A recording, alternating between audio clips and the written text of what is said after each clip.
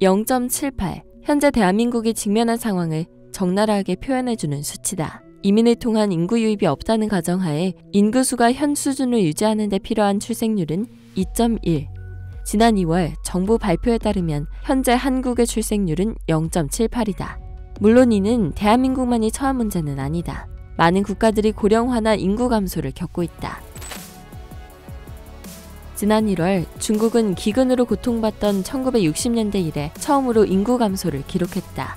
미국 역시 대공황 이래로 꾸준히 출생률 감소를 기록해왔다. 그러나 문제는 2013년 이래 대한민국이 전 세계를 통틀어 가장 낮은 출생률을 기록 중이라는 점이다. 노동인구가 줄어들면서 고령화 문제가 한국 사회의 큰 문제로 떠오르고 있다. 정부에서는 연금이 고갈되는 시점을 2055년으로 추산했다. 한국 정부가 손 놓고만 있었던 것은 아니었다. 금전적인 지원을 뜻하는 베이비 바우처를 보급하거나 남성들로 하여금 육아와 가사노동 참여를 독려하는 등의 캠페인을 펼치기도 했다. 그러나 여러 가지 시도에도 이렇다 할 결과를 만들어내지 못했고 생각보다 더 다양한 문제가 복합적으로 얽혀있다는 사실만 확인했을 뿐이었다. 유니세프에 따르면 한국의 자녀 케어 정책은 세계에서도 정상급에 속하며 계속해서 확장되고 있다.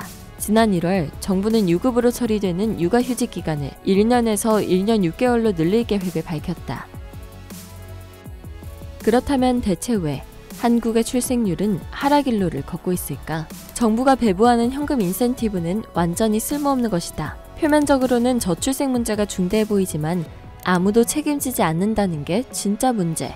자녀가 빠르면 2, 3세부터 사교육을 받기 시작하고 그 성과나 임금이 부모의 재산과 사교육비에 의해 결정되는 사회에서 경제적으로 여유가 없는 사람들의 아이는 죄를 짓는 것과 같다. 미국 브루킹스 연구소의 동아시아 정책 전문가 앤드류 여도 한국 정부의 저출생 대응책을 두고 사후 약방문에 불과하다고 평가한다. 보조금이나 유급휴직 등 가시적인 정책들은 모두 우리도 이러한 노력을 하고 있다는 식의 일종의 면피라는 것. 그러나 구조적인 문제를 해결하는 것은 출생률 반등으로 직결되지 않는다고 그는 말한다. 외신들이 공통적으로 지적하는 것 중 하나는 노동시간이다. 한국은 OECD 38개국 중 가장 긴 노동시간을 자랑하는 국가에 속한다. 경제학자 린만 스톤은 워키즘이라는 개념을 통해 이를 설명했다. 스톤 박사는 전 세계 여러 국가에서 일을 대하는 태도를 연구했다. 다음은 그의 연구 중 일부를 발췌한 것이다. 사람들이 일을 매우 중시하고 개인적인 가치를 일에 빼앗기는 경우 낮은 출생률과 직결된다. 한국의 경우 개개인이 자신의 일에 얼마나 기여하는지가 자신의 사회적 지위를 결정한다. 이 경향은 심지어 미국의 그것보다 강하다. 프랑스의 경우 EU에서 가장 높은 출생률인 1.8을 자랑하며 덴마크는 그보다는 낮지만 한국의 2배가 넘는 1.67을 기록 중이다. 전문가들은 이러한 성공에는 일과 가정의 양립을 중시하는 태도가 매우 큰 역할을 했다고 강조한다. 스톤 교수는 덴마크와 프랑스의 근무 시간과 전반적인 업무 태도가 한국보다 훨씬 느슨하다고 분석했다. OECD 데이터에 따르면 덴마크와 프랑스 노동자의 각 6%, 10%만이 주 50시간 이상 근무하고 있다. 반면 한국은 19%가량의 노동자가 그만큼 일하고 있다. The government has come up with several ideas to try and address the problem. One of the most controversial is allowing people to work up to 69 hours a week. The idea is you can bank the extra overtime to spend with family later. But the proposal was met with fierce criticism. 한국 정부는 인류 역사상 가장 빠른 경제 성장을 성공적으로 이뤄냈지만 거기에는 대가가 따라온다. 그 대가란 다음 세대가 이어받을 수 있는 유산은 거의 없다는 것이다. 역사를 통해 알 수 있듯 여성들에게 출산 장려금을 주는 식의 인구 정책은 더 이상 먹히지 않습니다. 여성들이 아이를 갖지 않는 근본적인 결정 요인을 이해해야 돼요. 대부분의 경우 그 원인은 여성으로 하여금 직장에서의 삶과 가정에서의 삶을 동시에 살아내기 어렵기 때문입니다.